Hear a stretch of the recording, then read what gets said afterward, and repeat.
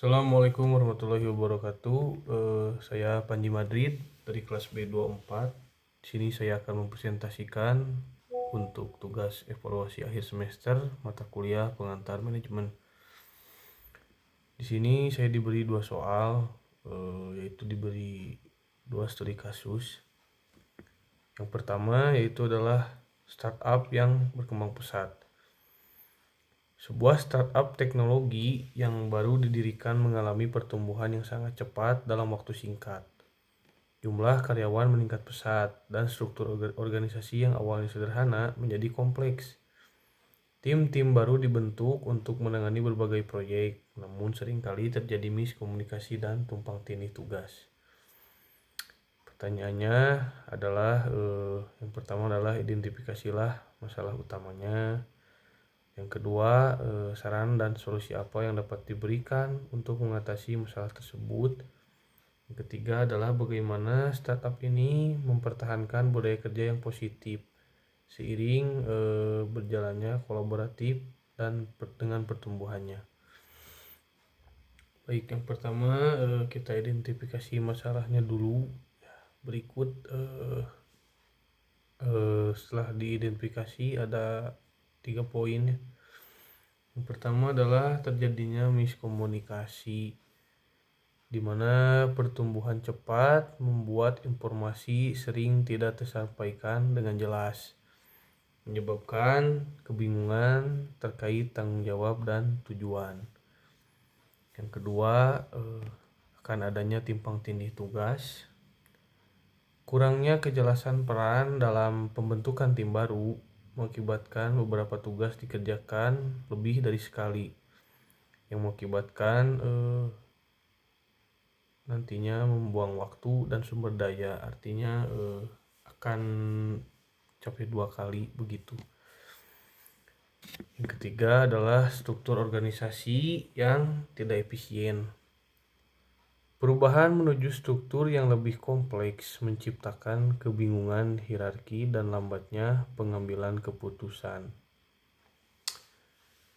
Jadi jika struktur organisasi tidak baik atau kurang terprosedur dengan baik, nantinya di mana ada perubahan struktur tentunya akan menghambat dan membingungkan para sumber daya dikala mengambil keputusannya. Jadi semua harus diorganisir dengan baik terlebih dahulu agar semuanya tidak menghambat dan berjalan lancar. Baik, soal nomor 2 yaitu adalah saran dan solusi. Di sini ada 3 poin juga. Yang pertama adalah standar operasional prosedur yang terstandar dengan baik. Susun panduan kerja terperinci untuk memastikan peran dan langkah-langkah dalam proyek jelas bagi setiap anggota tim. Jadi harus diberikan susunan kerja yang jelas dan terperinci agar anggota tim di saat akan mengerjakan proyek itu sudah jelas dan tidak kebingungan saat akan mengerjakan. Yang kedua adalah sering diadakannya rapat rutin ya, dimana hal itu berkaitan dengan koordinasi untuk membahas progres, tantangan, dan bagaimana tujuan tim dalam menjalankan tugasnya. Yang ketiga adalah adakan pelatihan tim ya, dimana ini sangat penting dikarenakan untuk melatih komunikasi dan kerjasama agar efektif ya, untuk meningkatkan kolaborasi dan pemahaman antar satu sama lain, khususnya dalam tim ya. Soal nomor 3 yaitu adalah mempertahankan budaya kerja positif. Di sini ada 4 poin ya. Dimana yang pertama adalah nilai perusahaan yang kuat. Tentukan nilai inti seperti kolaborasi, transparansi atau keterbukaan, dan komunikasi untuk menjadi pedoman bersama. Yang kedua adalah berikan feedback yang baik atau feedback terbuka. Bangun budaya saling memberikan masukan melalui sesi atau survei secara rutin untuk meningkatkan kinerja tim. Yang ketiga adalah kegiatan sosial tim, itu dengan menyelenggarakan workshop atau acara sosial untuk memperkuat hubungan antar anggota. Penghargaan dan apresiasi. Beri pengakuan kepada individu atau tim yang menunjukkan kolaborasi positif untuk meningkatkan motivasi dan semangat kerja tim. Baik, kita lanjut ke studi kasus yang kedua, yaitu dengan judul perubahan strategi bisnis. Sebuah retail tradisional memutuskan untuk melakukan transformasi digital untuk menghadapi persaingan yang semakin ketat. Perubahan strategi ini memerlukan penyesuaian struktur organisasi yang signifikan dan pembentukan tim-tim baru yang fokus pada pengembangan e-commerce. Pertanyaannya, tantangan apa yang mungkin dihadapi perusahaan dalam mengimplementasikan perubahan strategi bisnis ini? Yang kedua, bagaimana perusahaan dapat membangun budaya organisasi yang mendukung inovasi dan perubahan? Yang ketiga adalah peran apa yang dapat dimainkan oleh seorang pimpinan dalam memotivasi karyawannya. Baik, yang pertama yaitu tantangan transformasi digital. Dalam peralihan ke strategi e-commerce, tentunya perusahaan retail tradisional akan menghadapi beberapa tantangan berikut. Yaitu yang pertama adalah adaptasi perubahan, di mana karyawan yang terbiasa dengan metode tradisional mungkin enggan atau tidak mau beradaptasi dengan teknologi baru. Namun hal ini mau tidak mau harus dilakukan agar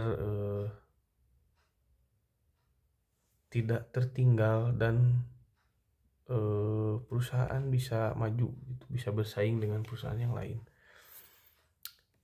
Kemudian keterbatasan keterampilan digital. Kurangnya kompetensi digital memerlukan pelatihan intensif. Jadi perusahaan harus memberikan pelatihan berupa keterampilan untuk mengoperasikan sistem digital seiring berjalannya waktu ya, untuk persaingan. Yang kemudian ada integrasi sistem ya, atau perubahan, mungkin bisa dibilang begitu, yaitu penggabungan sistem lama dengan teknologi baru membutuhkan waktu, biaya, dan tenaga ahli ya. Itu tentu saja pasti akan terjadi ya. Perubahan budaya organisasi selanjutnya. Transformasi digital juga menuntut perubahan budaya yang mendukung inovasi dan kolaborasi. Yang terakhir adalah pengelolaan sumber daya, yaitu diperlukannya anggaran, teknologi, dan tim khusus untuk mendukung e-commerce. Jadi mau tidak mau perusahaan harus merekrut mungkin beberapa untuk menunjang sumber daya yang lama agar bisa beradaptasi dengan era digital ini ya. Baik, soal nomor 2 yaitu membangun budaya yang mendukung inovasi. Di sini ada 5 poin ya.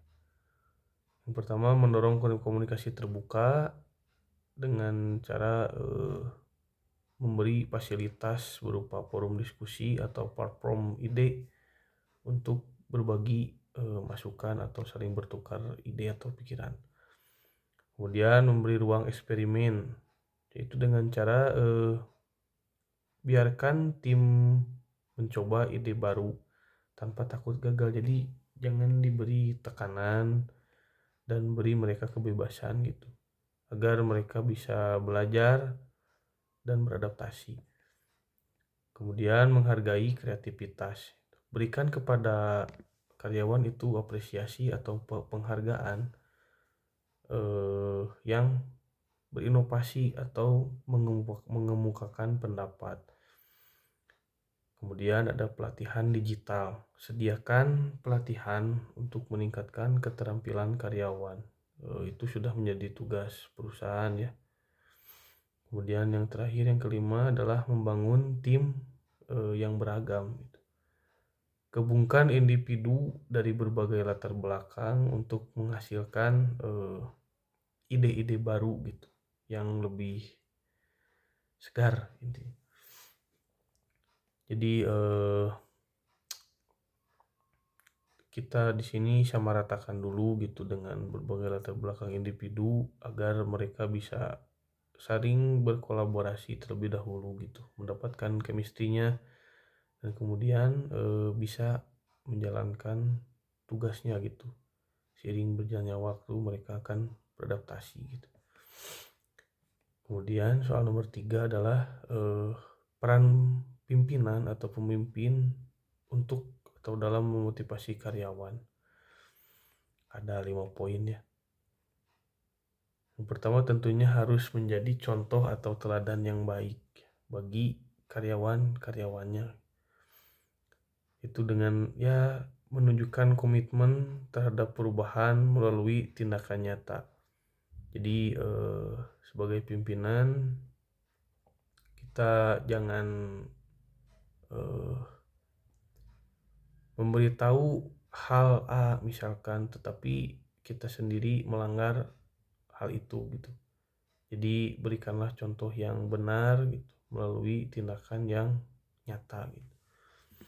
Yang kedua adalah mengkomunikasikan atau memberitahukan visi yang jelas gitu, agar karyawan memahami pentingnya perubahan itu seperti apa begitu. Ketiga adalah memberikan dukungan, yaitu pastikan karyawan memiliki akses untuk pelatihan dan alat yang dibutuhkan. Jadi beri mereka dukungan berupa sebuah pelatihan dan alat-alat yang diperlukan. Keempat adalah mendorong kolaborasi.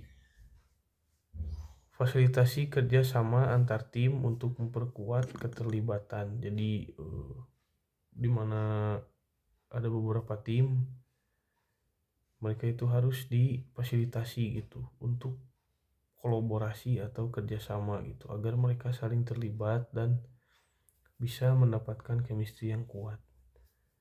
Kemudian yang kelima adalah memberikan feedback atau umpan balik. Ya, berikan apresiasi dan masukan yang positif untuk memotivasi sehingga karyawan semakin semangat dan memberikan dedikasi yang lebih dan lebih lagi kepada perusahaan. Baik, sekian presentasi yang saya sampaikan. Mohon maaf bila ada kesalahan. Wassalamualaikum warahmatullahi wabarakatuh.